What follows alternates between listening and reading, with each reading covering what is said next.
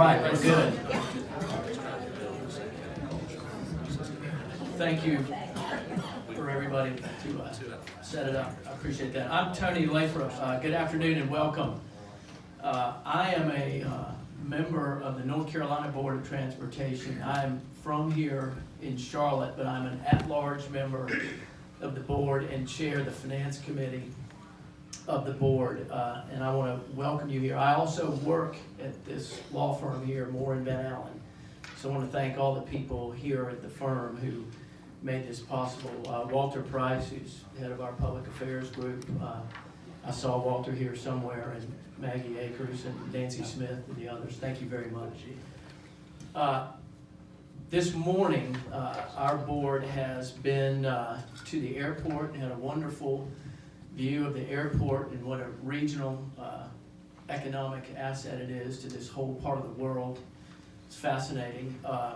Then we went down to Pineville and rode the light rail up from Pineville to the Trolley Museum, and then we had a meeting with John Lewis at CATS, Michael Smith of Center City Partners, and Danny Pleasant and Liz Babson of the City of Charlotte about transportation, CATS, investments, and the transformative effect and return on investment that those have had.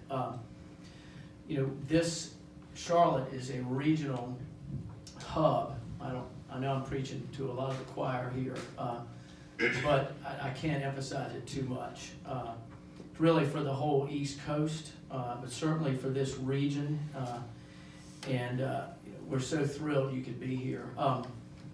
I asked yesterday for numbers, and my point is the transportation infrastructure is used by so many people in the whole region getting here. This firm, as of yesterday, had 539 employees, and 30% of that 539, 160, don't live in Charlotte. And they live varying distances away, but they commute into Charlotte on our transportation network. So the economic effect of Charlotte is spreading throughout this region in a big circle all the way around it.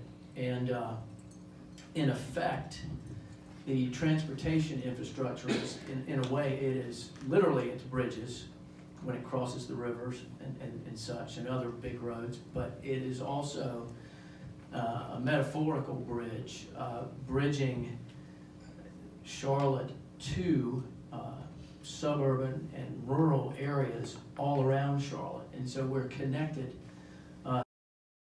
and the investments that we make in that transportation network here and in those corridors heading out around this region pay back tremendously in ROI for this whole part of the world.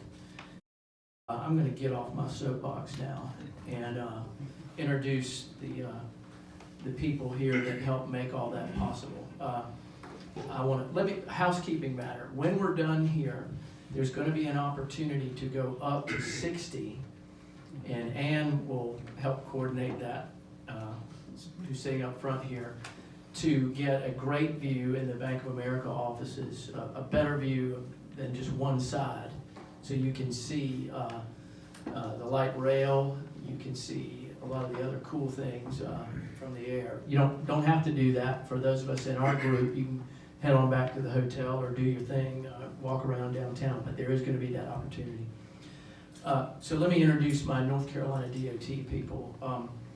We have our Secretary, Jim Trogdon, up front here, our Board Chair, Mike Fox, Vice Chair, Nina Schlossberg-Landis, and then my fellow board members, Tracy Dodson, who put this meeting together for us. Can't thank Tracy enough. She has just worked her head off, as an old friend of mine used to say. That's what Jim Hunt phrase. Putting this meeting together. So my board members that are here are Cully Tarleton, Landon Zimmer, Grady Hunt, Alan Moran, Hugh Overholt, Gus Tullis, Andy Perkins, Billy Clark, John Pope, and Pat Malamphy. Y'all just kind of raise your hands. They're mingled in. Thank you. And I want to also thank the staff who put this together, Ann DeShong and Jade Manley in particular. And a few other folks are here. I can't leave without recognizing my district engineer, division engineer, Scott Cole, who's in the back, and Lewis Mitchell, who was a close colleague of Scott's and was as well. And our chief engineer, Tim Little, is also here back there. We're really excited to have Christy Hall and our friends from South Carolina here today. So I want to introduce you all. Yep. So, Sorry, that was this. that was for South Carolina. Perfect timing. So I want to make sure I properly recognize all of you all. We have, of course, have Secretary Hall right up here with Secretary Trogdon. Thank you. The South Carolina Transportation Commissioners, we have the chair, Ben Davis, right here. Vice Chairman, Robbie Robbins. Here's Robbie. Woody Willard, Gene Brahman, Clifton Parker, Mark Pleasant. Did I miss any of you all? Is that everybody, all the commissioners? I want to make sure I get everybody. Pleasant's the commissioner. Way to go, Mark. Mark got a promotion. Got the staff as well. Deputy Secretary for Intermodal Planning, Jim Freda. There's Jim. John Boylston, Penny Phillips, Barry Maddox, Doug Freight, Leland Colvin, Deputy Secretary for Engineering, originally from Lugoff. Yes, sir. Did I miss anybody else from South Carolina? Well, we are so thrilled to have you all here, and I think it's incredibly appropriate as we talk about the regional things that we are doing, and we're doing together good things. So let me introduce our panel. Moderating today is Ned Curran, who is our former chair, actually, and my predecessor in this seat. He is currently CEO Emeritus for Northwood office, where he oversees daily and strategic operations for Ballantyne in South Charlotte. It's a 535-acre master plan business park, and before joining Northwood, Ned was president and CEO of Bissell Companies, a commercial real estate firm that was the principal developer of Ballantyne and South Park, two of the Southeast's largest and most successful mixed-use communities. And he's had a distinguished career over nearly 40 years in commercial real estate and accounting, and has also been a great resource to me and as I have moved into my role on this board, has been very kind and generous with his time, and he is forthright and not reticent with his views, which is actually really good and helpful. I really appreciate it. Jeff Allen is the president of operations and specialty vehicles for Daimler Trucks in North America. He's a graduate of Michigan State and has an MBA from Oakland, and is a former president of Detroit Diesel Corporation and VP operations for Thomasville. So please help me. I'm going to have you welcome all of them once when I give them applause when we're done. Brad Muller, to my immediate right, is the VP of Marketing for Charlotte Pipe and Foundry here in Charlotte. He's 30 years of experience in public affairs, corporate affairs, international government relations, manufacturing, business marketing, crisis management. Spent nearly a decade in DC, including stints with the State Department and Edelman Worldwide, which is the largest PR and public affairs agency in the world. Chris Payton, second from the right, on my right, is the Global Talent Acquisition Executive for B of A. And he leads a team responsible for filling literally tens of thousands of jobs for B of A annually. And he's been with the bank since '95, when he came to the bank after serving as a surface warfare officer in the U.S. Navy.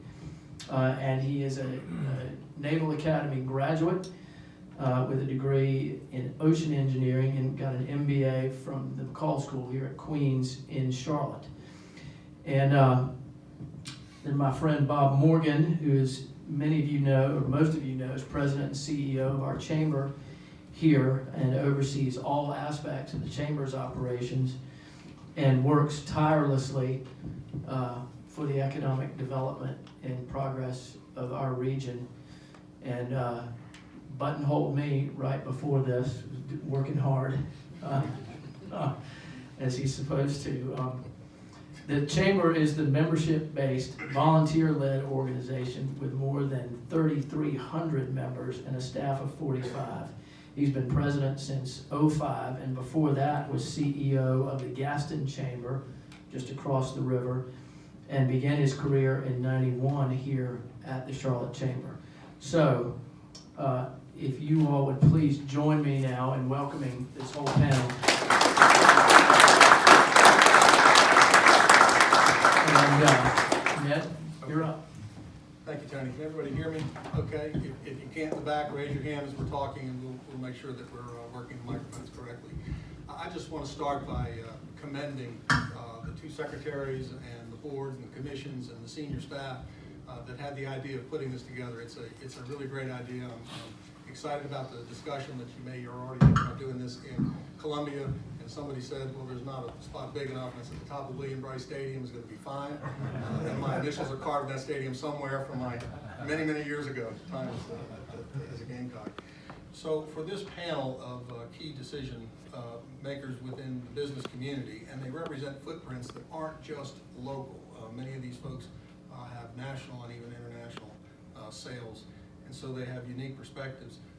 As you all know, we have a unique opportunity here with folks who are policy makers, policy influencers, folks who actually execute on projects.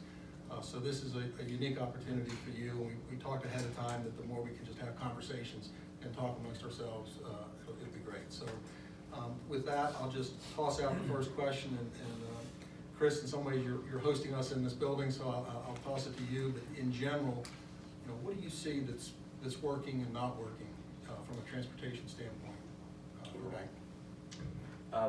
Yeah, thanks, Ned. Actually, the first thing I would mention, as a naval officer, Jim, as an Army officer, thanks for your service. Don't hold it against me on the Navy side. The one thing is, as the head of talent acquisition, head of recruiting, so Bank of America has about 200 employees worldwide. We have 15,000 right here in Charlotte. And so I spend quite a bit of time trying to attract people to the bank.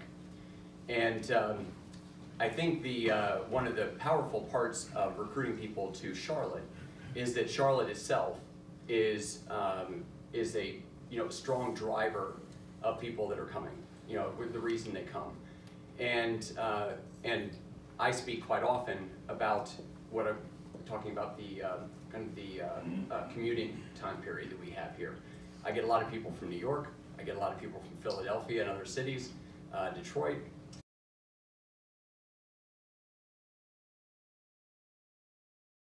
And to show them, but also a system of transportation that we have available to us. It's what's interesting about Charlotte is it's not sitting in one area. So it's what I think is so powerful about having both groups here today. Charlotte is spread across, the region is spread across South Carolina, North Carolina. The state line doesn't really end the transportation needs that we have here in a community. So the better that we can work together, the more effective my job is for recruiting. I think the challenge is trying to balance all the different types of transportation needs that we have. And so for this group, one thing I would, the way I structure my own thinking around attracting talent, I put it in 3 groups, right? So we have people right out of college, or young people, millennials, individuals that are not buying as many cars as people were in the past at this time in their lives. They're looking for mass transportation. They're looking for light rail, bus systems, driverless cars, or for the future, but today Uber.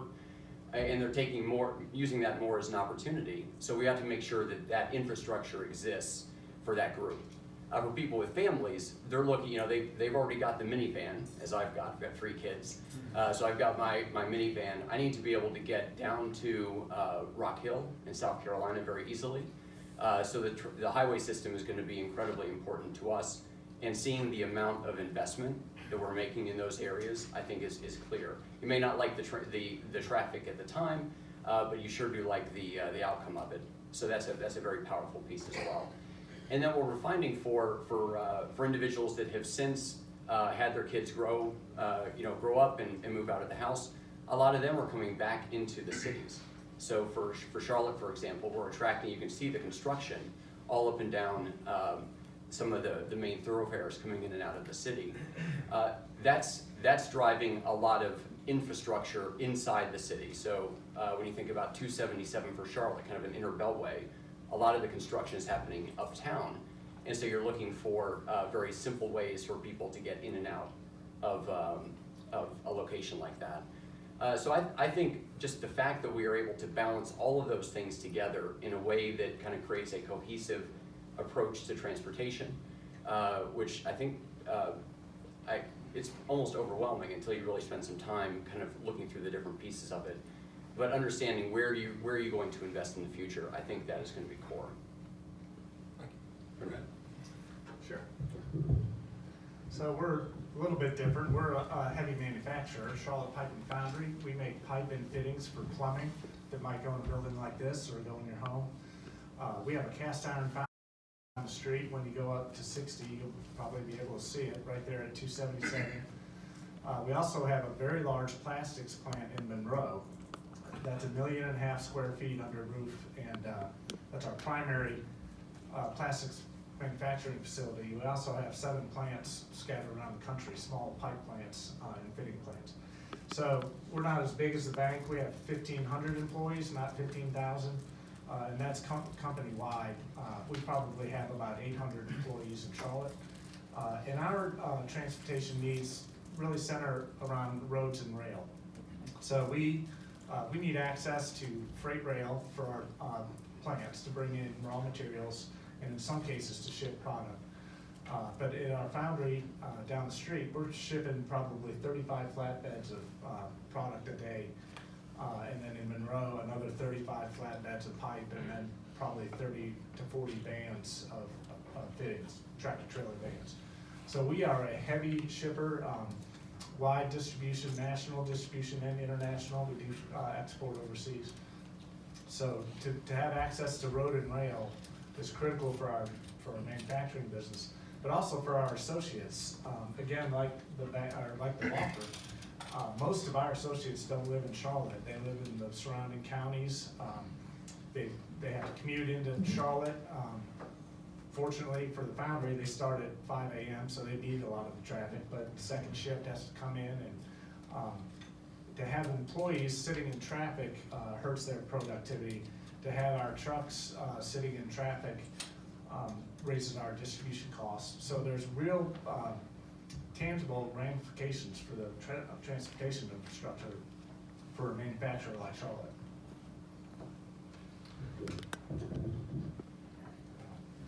Jeff, I'm glad you mentioned trucks. Yeah, I Coming your was way. gonna say, Brad, another way to help make your business more efficient is to make sure that you have Freightliner trucks. Top to our carriers. Okay. So I work with Matt Daimler, and we have in the United States, we employ about 25,000 people, and actually half of them are right here in the Carolinas. North and South Carolina. So I work with the heavy truck division. So Freightliner is our biggest brand. We also make Thomas-built school buses.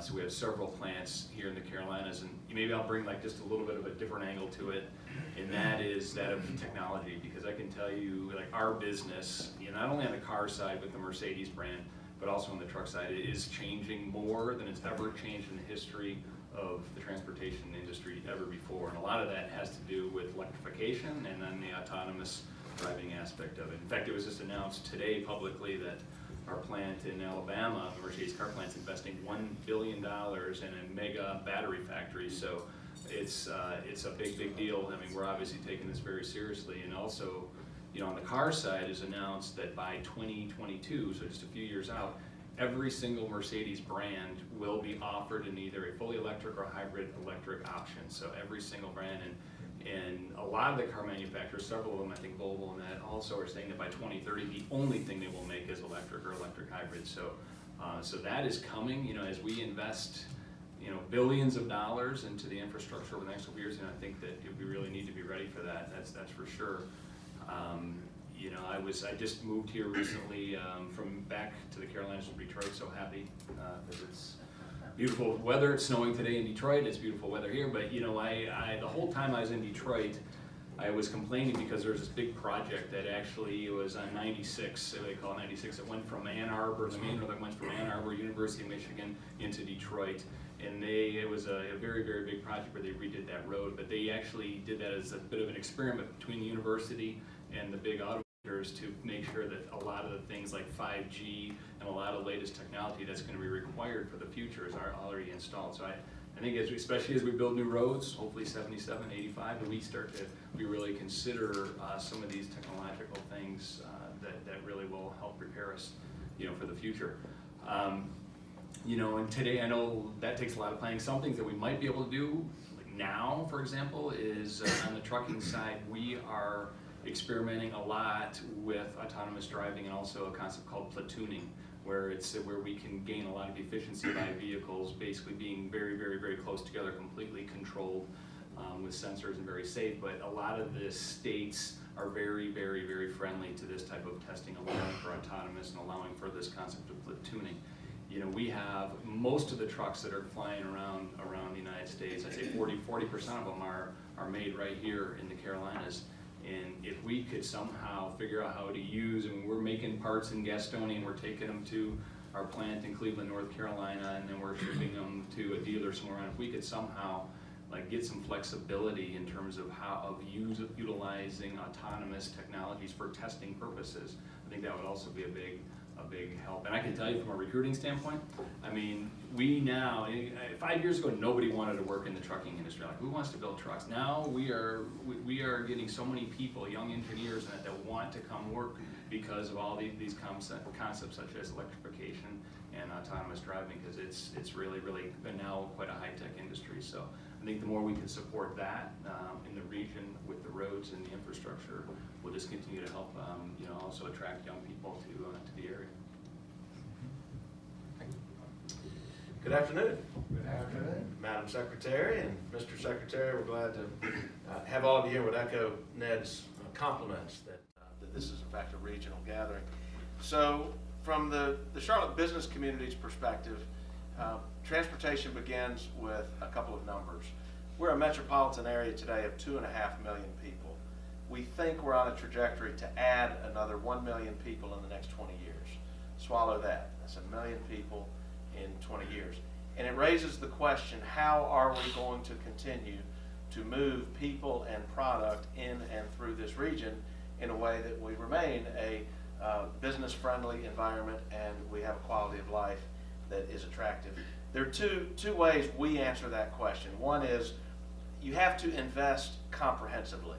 This is not an either or. It's not roads versus transit. In fact, it is about investing in roads and finding ways to add capacity more quickly than traditional methods might allow. It is about rail, both passenger and freight. It's about transit and a transit vision that we have. You all have ridden one leg of it, I understand today. You're going to ride the other leg that we're very excited that it's going to be opening officially March the 16th, but that you'll be on it again tomorrow. We don't know how to fund the rest of the vision that we have. We don't know how to fund the extension of our transit system into surrounding counties and surrounding states, and but we need to figure that out. It's about our airport. I think I heard you all spend some time at the airport this morning, and you've seen the $2.5 billion investment that's taking place. That more important in this region than the Charlotte Airport. The convenience and accessibility to the airport, the assets that are there, and the high level of service that it provides. The other thing I would say is, and it's very relevant to this group, very few of our transportation challenges or opportunity, most all of them are regional. and some examples of late. We work together, the business community throughout the Charlotte region, very successfully rallying around things like the Yadkin River Bridge. That's a critical asset for the I-85 corridor from Atlanta to Washington, D.C., frankly, certainly serving many counties in North Carolina. We work together collectively to expedite the final 6 miles, the completion of our Outer Belt Loop, Interstate 485. That was tied in with the Cabarrus County I-85 widening project that you might have enjoyed riding on yesterday or today or whenever you came in. The project that's so talked about in the press, I-77 North to Lake Norman, but more importantly into Iredell County as well. 26 miles of additional capacity going to be delivered decades ahead of where that project would have happened otherwise. We're very excited about, and the region has been supportive of the Monroe Bypass. Most people aren't aware that the Monroe Bypass will be our first purely greenfield toll project in this region in the modern era, opening this summer, increasing connectability to Wilmington. Someone said recently shaving 25 minutes off the drive from here to Wilmington. The support for our transit program has been regional, and while we don't know how to extend yet, how to fund our transit into surrounding counties, the business community around the region has been supportive because they know that's part of what is likely to happen, needs to happen in the future. Let me mention ports for just a second, because we talk about comprehensive.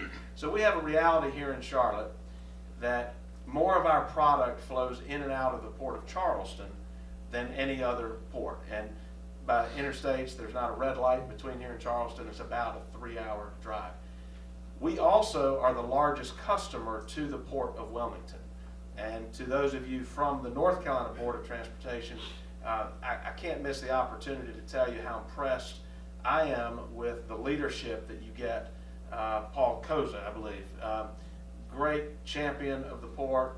There's life in the Port of Wilmington that hasn't been there in the past, and things like the Monroe Bypass, the double stacking express freight service that's been launched recently, that connectability is more important than ever.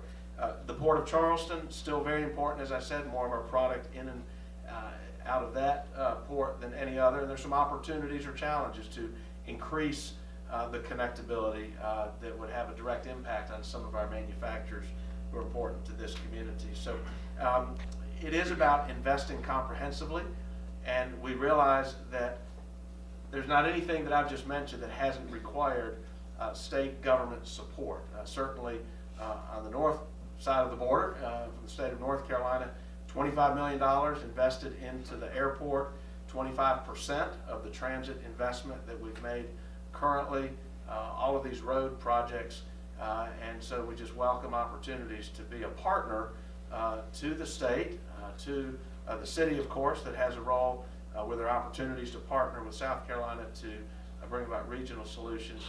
It's going to be critical to our ability to answer that challenge of how do we add 1 million people here and successfully continue to move people and product in and through this region. Thank you, Bob. So both states, we pride ourselves in our business recruitment efforts and attracting business. That's why Jeff hurt so bad when you started talking about $1 billion battery plant reinvestment in Alabama.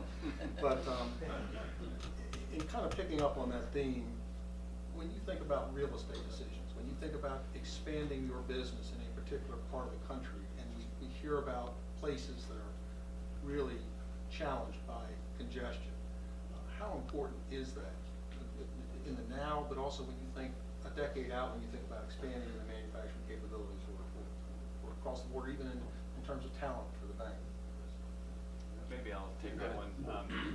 You know, I could say that, you know, maybe a few years ago, that was like how the transportation came in and out of our plants. I'll speak more from the operational side since I'm responsible for operations, was not as important. Now it is the thing that we think about. I mean, it is it. I mean, in terms of how can we get material in and out of our manufacturing plants, how can we get employees in and out of it, and how does the transportation in and around it work. So I mean, it is the primary decision in terms of how we make it. It is the primary cost of what it costs us to actually manufacture a vehicle nowadays is logistics, whereas in the old day, because you have a lot of different concepts now, just in time and things like that, and especially if roads are congested, in material, because we don't have such big plants, and material's gotta be there just in time, and if it's not, then it shuts the whole manufacturing down. So it is extremely important. Logistics is the most expensive thing in the equation, what it actually costs to convert materials into a vehicle nowadays. So,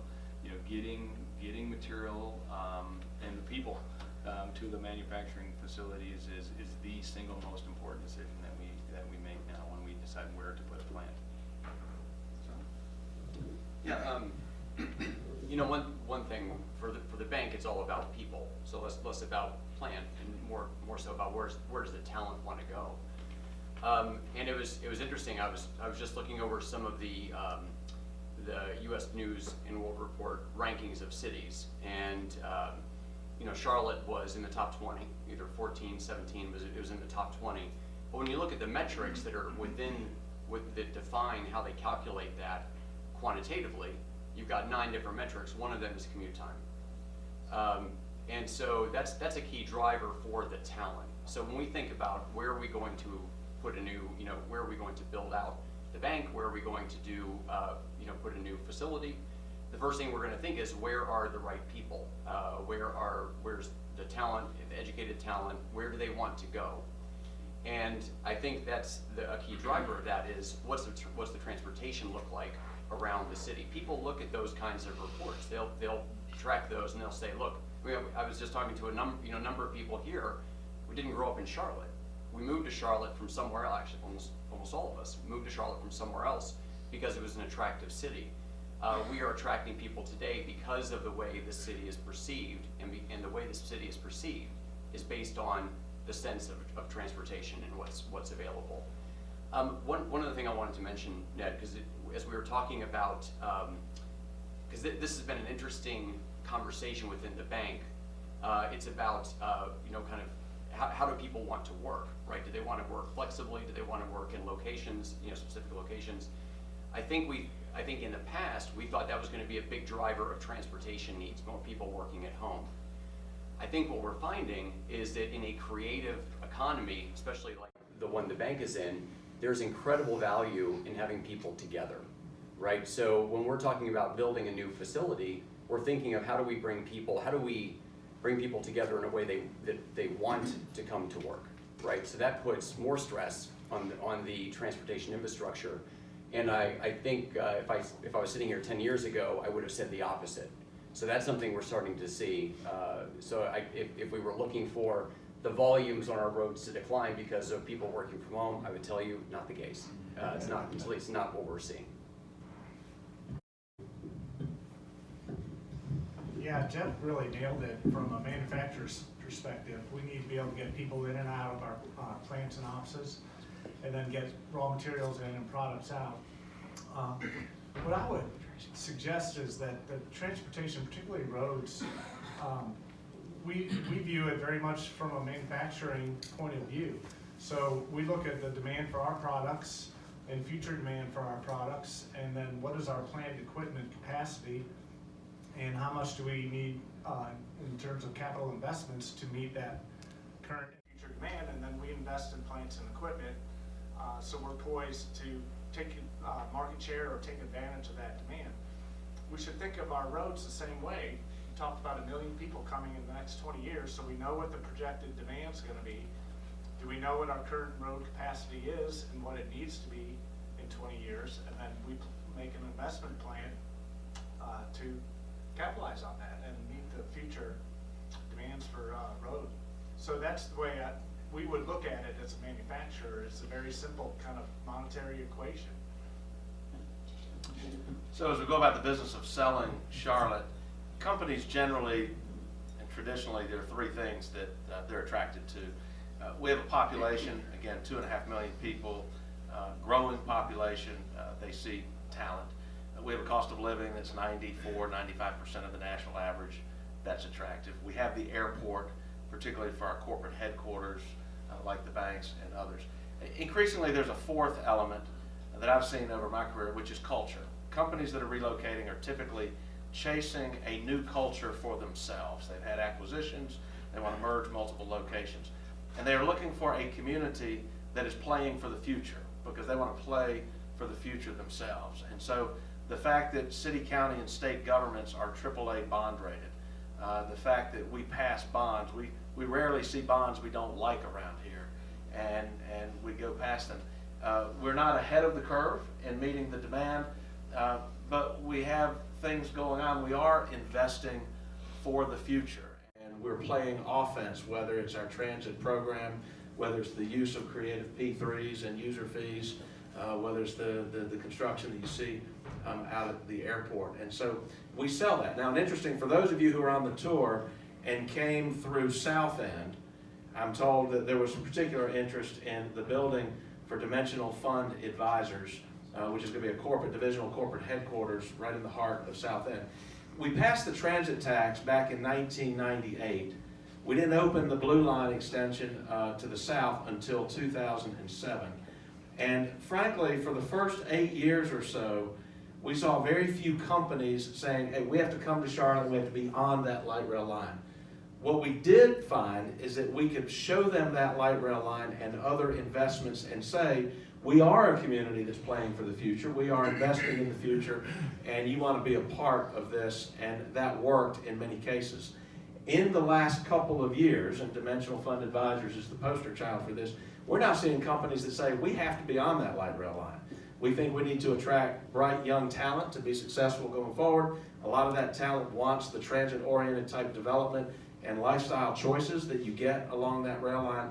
And in fact, it is becoming an asset. And even companies like General Electric, we made a list of 7 or 8 cities that got a visit several years ago. They, of course, ended up in Boston. But General Electric, they saw along the rail line, and had they come to Charlotte, that would have likely been their location. So the fact that we are investing, not going to get ahead of the curve, but trying to keep up with the curve, is part of what we sell, and more often than not, successfully. Okay, I'm going to ask another question, and I'm going to throw it out to y'all, so if you have questions, be ready. The folks in this room, when you put the two states together, multi-billion-dollar annual budgets associated with transportation funding, and so often what they're working with is the future, and the future in terms of the capital-intensive nature of these projects can be pretty far out. Not necessarily correlated to transportation particularly, but what is happening inside your businesses that might impact mobility in the future? By that I mean, how much are you using video conferencing? How much are you interacting with customers without getting face-to-face? What are some of the things that you're doing? Chris, you talked about working from home, now you're bringing people back, but what's happening in the technology of the vehicles themselves or within the business lines themselves? Sure. So, you know, the whole video conferencing and working from home and all that, I mean, we found the same thing, and we tried that, and we still support that, but it doesn't really, it's not a long-term sustainable solution. You can get by, you know, having an occasional video conference or letting somebody work from home, but that collaboration, that teamwork, you can't substitute that when you're face to face. So I think I completely agree with you. We can't rely on more work from home to take the traffic off the roads. It just won't happen. I mean, you know, the technology side of it, I talk quite a bit about electrification and autonomy. You know, it's a big question, because the big thing is we can do simple things like make sure that we have proper striping on the roads so that we can test for autonomous vehicles, and that's not so difficult. The real difficult is how do we prepare for charging stations? I mean, you know, I just heard it. That's you know, by 2030, some manufacturers will only make electric cars, and but we really don't know. It's kind of like building a house today. Like, what kind of, you know, IT system should I have wired into my house? Because within 3 years from now, it's going to be something completely different. And you know, I wish we could sit here and say, as a manufacturer, you know, go install these types of these charging stations along the highway, and this is going to be the future. It's just, we're not there yet. It's changing so much. But to the extent that we can lay the foundation and be prepared and be flexible for the technology, because it will evolve, it will continue to evolve a lot. But it's really, we're seeing by 2025 is what we're calling the inflection point for electric vehicles, and by 2025, we think that's when we're really going to see like a strong need for, I'll call it, some type of mass gas and fast charging stations like and we'll know then exactly what's needed. In fact, they just announced in Europe, actually a joint venture between Daimler, Ford, and some of the European governments, that they're really working on fast charging infrastructure stations within and throughout Europe. So, and some of the countries, even I think the Netherlands, are saying by 2030 they will not allow I'll call it combustible engines in the country by 2030. Yeah. And then there's several zones within inner cities. We're seeing even New York, and now we're getting a high demand right now for only electric vehicles in New York. And if we continue to grow Charlotte like it is continuing to grow, you can see where we don't want to have a pollution problem down the road. So I can see more and more requirements for electric coming here. We just got to figure that out.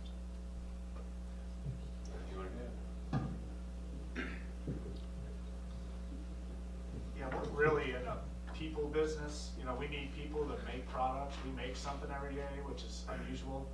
And we got to get that product to our customers. And we really, many people would consider what we make a commodity. Anybody can make it. It's straight. It's got 2 holes in the end. It's round.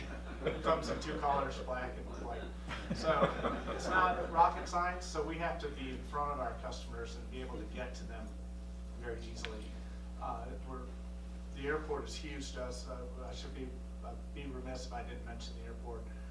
Having a hub in Charlotte is just does wonders for our business. We can get a direct flight anywhere on short notice, get anywhere in the country or out of the country we need to. That's an area that enhances our productivity. So the airport's huge for us. But technology is not going to replace some guy that's got to make a piece of pipe and get it to his customer. So we need to have the roads, the rail, the air, and we're kind of old line that way. So. And then I just had one other thing to add, because I was thinking about kind of where we are as a company on the bank side. What hits me is when you listen to Brian Moynihan, our chairman and CEO, speak about a lot of excellent strategic work that we're going to be doing this year, but he's very focused on expenses as well, right? He's got to manage expenses like the rest of us. And what we're seeing in the company is that when you've got to manage expenses, you've got to prioritize. You've got to figure out where you're going to put your bets. And I think it's the same for this group, right? We've got so many different, we got a spectrum of investments that we need to make. And so we're challenged by those various requirements. My one request, I'm going to go back to what Bob said about culture. Again, when you're attracting progressive young people and they're thinking about where they want to live, culture is important. And they expect your culture to also be reflected in the way you treat everybody within your location, within your city or your community. And so I do not want us to forget the people that take the bus line, that make $9 an hour, right? So I hire them as well. I hire people. We have a minimum wage of $15 an hour. But when we're prioritizing where we're going to make investments, light rail is great. I use it myself, but there are other things that people need that aren't necessarily some of those sexier, higher, touch investments. So that's just something I would want this group to be thinking about as well. So the chamber is a very small employer, and it's about 35 people, and we don't manufacture a product, of course. There's still an expectation that we're going to provide parking for our team, and yet several months ago I had breakfast on a day off, the day that I took off. The chamber was open over in South End, and I was struck 3 or 4 of my associates were walking from their apartments to work to the chamber. So that wouldn't have been the case 10 years ago. We've got a couple of people who don't own automobiles because they live on the rail line. And I have to tell you, the day I was coming out of a meeting, either here from the law firm or with the bank, and down in the lobby of this building, I saw a young guy, looked like a millennial, comes rolling up in his 2-wheeled scooter, which was his mode of transportation to get to work. So I think from a macro perspective, I'd go back to where I started. We have to be investing comprehensively in all of our modes. We know the demand is coming, and with all of the changes in technology, my guess is that while the mix may change somewhat, we pretty much know what kind of assets we're going to need to build, and we need to figure out how to fund them and get on with them. So I know several folks in the audience quickly started thinking about how do we get a user fee on a scooter transport. I said I'm a private citizen now. So let me open it up for questions from this group and see if anybody has any questions they want to ask this group. Mr. Secretary? Just a quick one, because you were talking a lot about automation, which we're already thinking about. How do we do that? How do we support that industry and the change in mobility?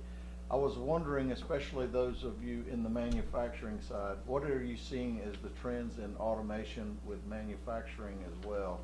Because sometimes we can draw a parallel in how fast things will change in the factories as to maybe how fast they'll change in our industry as well. What are you seeing there? Yeah, we're seeing a lot of technology. Our plastics plant in Monroe employs about 400, 450 people, but when you go out there and walk the shop floor, there's a lot of robotics, a lot of automation. Plants, the machines are automated. One of the things that's been huge for us in manufacturing is predictive maintenance, smart machines. They monitor themselves and they tell you when something's about to break, or you've got a program that's specific to that machine that you know when to take it out of service and do what you need to do and put it back in service so it doesn't go out of service on its own when it wants to. Those type of technologies have really made manufacturers like us much more productive, and we talk about a lot of the trade issues that are swirling right now. We can compete with low-cost countries like China and Vietnam on manufacturing, even though they have low-cost labor, because our technology and our productivity is so high because of what you talk about, just investments in our plants to keep us modern. Yeah, very similar for us in Daimler. We very much support technology to help us become more efficient. I mean, we are a global company. We compete in a global market, so we absolutely use technology to be competitive. We also use it, and we build big trucks, so it's also an ergonomic issue. So the more automation we use for the safety of our employees is also critical. But where we're using more and more and more technology nowadays, we heavily invested in things like robots and that over the last decade, but now a lot of it is actually in what I call transportation. And a lot of it's within our factories and things like automatic guided vehicles and automatic inventory retrieval systems and that, because we continue to try to be extremely customer focused, and our customers want, unfortunately it's not black or white and round and square. I mean, every single truck is absolutely different and there's a million different options on them and that, so to try to manage that complexity, and again, that kind of goes a little bit not only within the plants but outside of the plants, because now you have all this options and all these variants. They're coming from different suppliers and kind of coming all at just the right time. And if that sequence gets out of order, it can mess everything up and shut the factory down. So actually, it's pretty good because it's the inside logistics as well as the logistics coming from the outside on the roads as well. That's really important. Any other questions? Can I ask a follow-up question to that? Yes, please. So what's your modal split between your export side? How much are you shipping via rail versus ground transportation?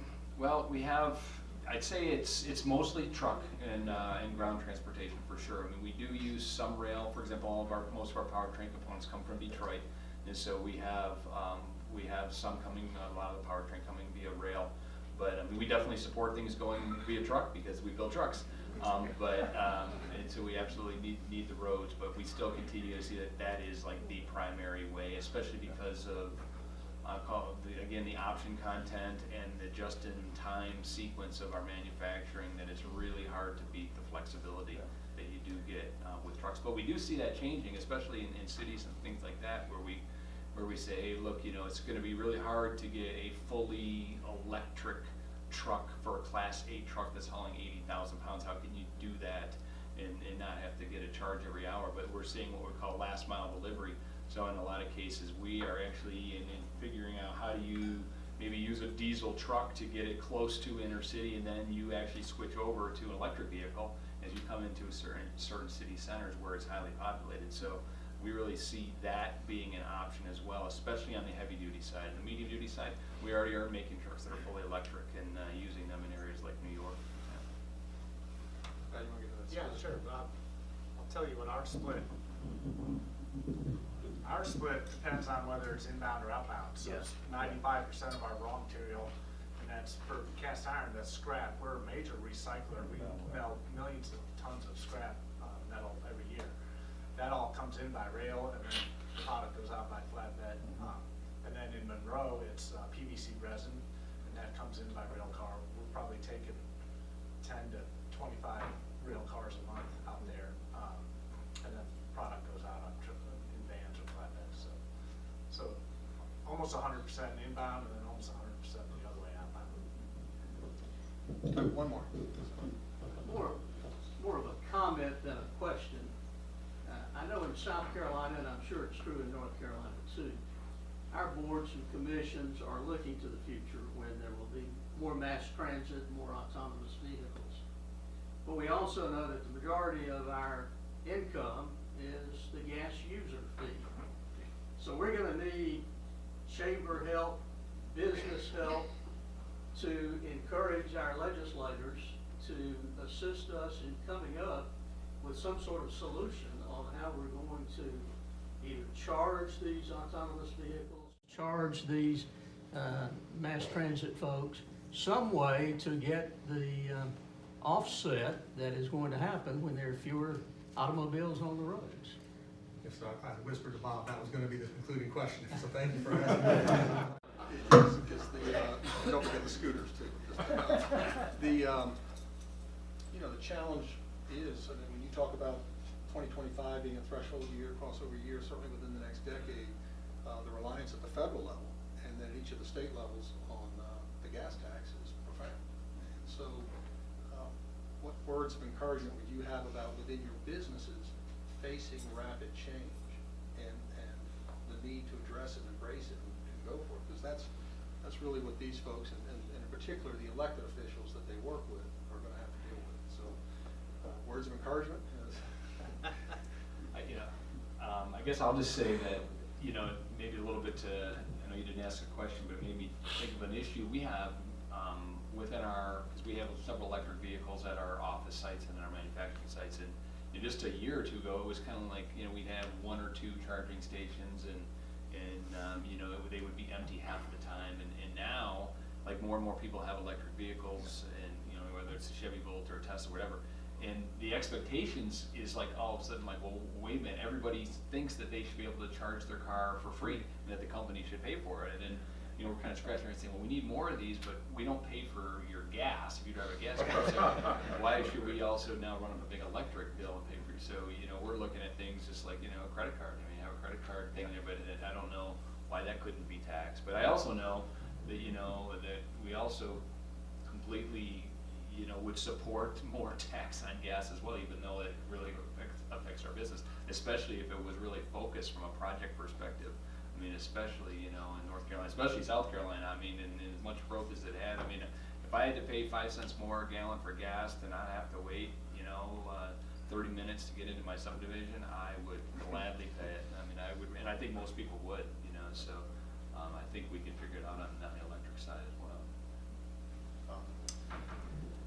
So, yes, Charlotte Chamber does not have a formal position on the gas tax, but yet, I don't think we would disagree with what Jeff just advocated. Traditional methods we need to continue. We have the 3rd installment of a city streets bond issue on the ballot this November. 2 years ago and 4 years ago, we got 70+% of the public support for a modest amount. We need to continue that. We hosted earlier this week the House Select Committee on Transportation Funding, heard about the possibility of a $2 billion non-voted debt issue to put into STI. We would certainly support that through the legislature. If a referendum were required, we would certainly lead the charge in this region for that traditional funding method. But we also know and think that it's going to take non-traditional funding methods as well. The half-cent sales tax. Do we need another second half-cent sales tax to help build out the rest of our transit vision? That's a key question. Can we figure out how to attract more P3s of private investment? The transportation experts in the room are the ones that know a lot more than I do about the term of cobbling together different funding sources, but municipal service districts, TIFs, user fees, along with the traditional methods. What I would say, particularly to our leaders here from North Carolina, the reality is we are a Dillon rule state, and there's only so much that we as a local city can do, or as a region, without the explicit support and authorization of the state of North Carolina. Let us be your guinea pig in trying to employ some of these methods, as we have been on transit and perhaps in some other ways, because the old tried and true way of doing it is not going to be enough if we're going to meet the demand that we know is coming. Yeah. Okay, well, thank you. Be bold. How about a round of applause for the